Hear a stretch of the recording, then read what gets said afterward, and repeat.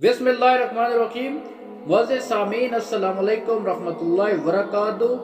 दज्जाल क़यामत की अहम अलामात में से एक अलामत दज्जाल की है। रसूलुल्लाह सल्लल्लाहु अलैहि वसल्लम ने दज्जाल के इस दुनियावी वजूद की खात्मे की तरफ पेशगोई फरमाई। ये क़यामत से ऐन कबल तो पता चल गया कि दज्जाल कब आएगा। हज़रत उमर रज़ियल्लाहु अन्हु के फर्जंद हुसैन बिन उमर ने एक हदीस मरवी है कि मैंने रसूलुल्लाह सल्लल्लाहु अलैहि वसल्लम को ये फरमाते हुए सुना कि हज़रत आदम अलैहिस्सलाम की पैदाइश से लेकर क़यामत तक कोई फितना दज्जाल से कहीं ज़्यादा नहीं है। अल्लाह के रसूल सल्लल्लाहु अलैहि वसल्लम ने सूरत काफ की बाकायदा तलावत फरमाई और यकीनन मुसलमान को दज्जाल के फितने से बचाएगी। हज़रत हुज़ैफा रज़ियल्लाहु अन्हु फरमाते हैं, दज्जाल बाएं आंख से काना होगा और उसके जिस्म पर घने बाल होंगे। वो अपने साथ अपनी किस्म की जन्नत और जहन्नम लाएगा। अल्लाह ना कि उसकी जन्नत जहन्नम और उसकी जहन्नम जन्नत होगी। दज्जाल का मतलब है बहुत बड़ा झूठा जालसाज। दज्जाल यहूदी नस्ल का होगा और बहुत ही चिड़चिड़ा और इंतहाई गुस्से वाला होगा। दज्जाल एक आंख से काना जबकि दूसरी आंख से तैरते अंगूर की तरह होगी। इसका कद छोटा मोटा और मुर्गी जैसी टांगों वाला स्याह रंग का होगा और इसकी पेशानी के दरमियान लफ्ज काफिर होगा जो कि मोमिन पढ़ लेंगे। दज्जाल दुनिया पर 40 दिन तक हुक्मरानी करेगा।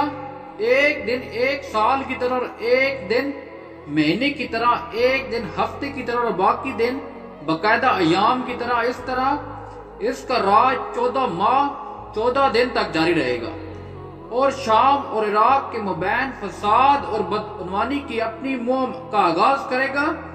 दज्जाल में अस्फहान और ईरान के 70,000 यहूदियों की तरह एक बड़ी पैरोकार होगी। बुनियादी तौर पर यहूदी पैरोकार होने के अलावा इसके साथ साथ खवातीन पैरोकार की भी एक बड़ी तादाद होगी। हजरत इमरान के बेटे हुसैन फरमाते हैं कि रसूलुल्लाह सल्लल्लाहु अलैहि वसल्लम ने फरमाया, दज्जाल के बारे में सुनने वाले को उससे दूर रहना चाहिए। अबू सईद की बयान करता एक बड़ी हदीस में रसूलुल्लाह सल्लल्लाहु अलैहि वसल्लम ने फरमाया, दज्जाल आएगा लेकिन इसके लिए मक्का और मदीना में दाखिला ममनू होगा। वो मक्का और मदीना के हदूद पर फरिश्ते तलवारें लेकर खड़े होंगे और मदीने से बाहर एक बंजर जमीन पर आएगा। एक शख्स जो पुख्ता ईमान वाला होगा वो उसे कहकर मुकाबला करेगा कि मैं गवाही देता हूँ कि रसूलुल्लाह सल्लल्लाहु अलैहि वसल्लम ने फरमाया तू वही दज्जाल है जिसका रसूलुल्लाह सल्लल्लाहु अलैहि वसल्लम ने हमें आगाह कर दिया था। हजरत अस्मा रज़ियल्लाहु अन्हा की बेटी बयान करती हैं कि रसूलुल्लाह सल्लल्लाहु अलैहि वसल्लम एक बार मेरे घर तशरीफ लाए और वहां दज्जाल के बारे में बात फरमाई कि दज्जाल के खरूज से कबल कात के 3 वाक़यात होंगे। एक साल में आसमान अपनी 1/3 बारिश को रोक देगा जिसकी वजह से जमीन अपनी पैदावार का 1/3 फसल रोक सकती है।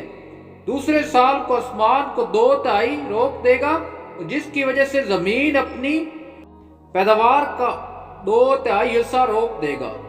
तीसरे साल में आसमान अपनी तमाम पानियों को रोक देगा। इस साल कोई फसल नहीं होगी, तमाम जानवर मर जाएंगे।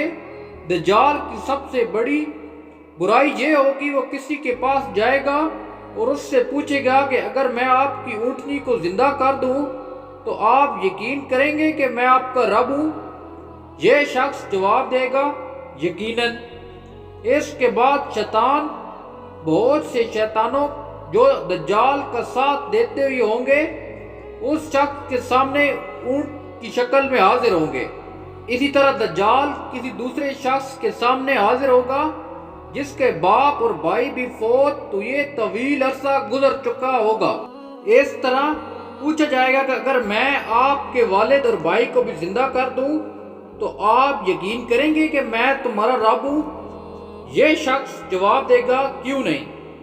शैतान एक बार फिर اس کے بھائی اور والد کی شکل میں اس آدمی کے سامنے آئیں گے۔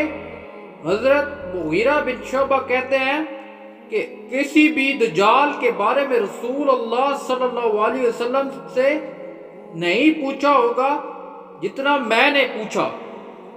رسول اللہ صلی اللہ علیہ وسلم نے مجھ سے فرمایا کہ وہ آپ کو کس طرح ممکنہ نقصان پہنچا سکتا ہے۔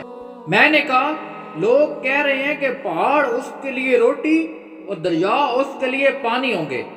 اللہ کے رسول صلی اللہ علیہ وسلم نے فرمایا اللہ کے نزدیک وہ کہیں زیادہ ذلیل، یعنی کہ اللہ ہی بہتر جانتا ہے۔ دجال کے پاس حقیقت میں کچھ نہیں، اور جو کچھ اس کے پاس ہے وہ صرف دھوکہ ہے۔ بخاری و مسلم۔ آخر میں حضرت عیسیٰ علیہ السلام آسمان سے اتریں گے اور دجال کا تعقب کریں گے، آخر کار اس کو باب اللہ پر پہنچ کر قتل کر دیں گے۔ ترمذی۔